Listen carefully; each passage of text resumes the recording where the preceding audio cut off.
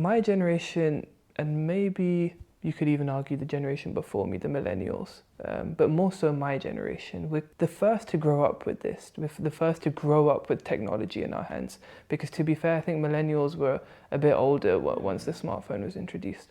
So we're the first group that kind of has been born into having all this access to information, these constant connections and everything else, all the positives and the negatives alike. So it makes me wonder, in your opinion, if today's teenagers continue using technology and everything continues the way it is, what kind of adults are we likely to become, or what kind of adults are they likely to become?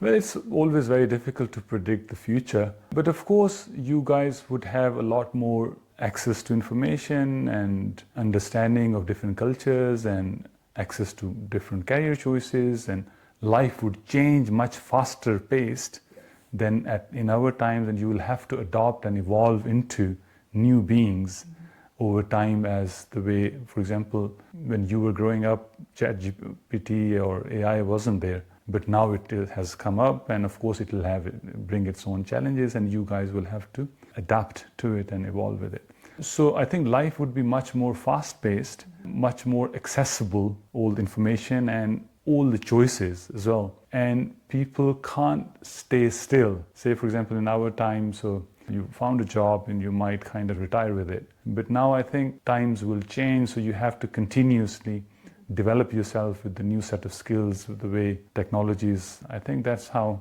But they will be informed as long as they use it wisely. So they'll be much more informed and find time for personal reflection and understanding themselves and their surrounding.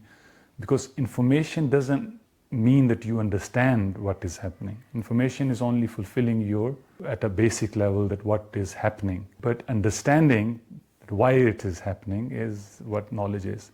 So that comes from reflection, you kind of quietening down, slowing down a bit and understanding what information you're getting. This might be an optimistic view, but humans we have constantly adapted to whatever change, whether it be the printing press, whether it be an internet coming in, whether it be mobile phones, landlines, and even further before that we have always kind of adapted to these things.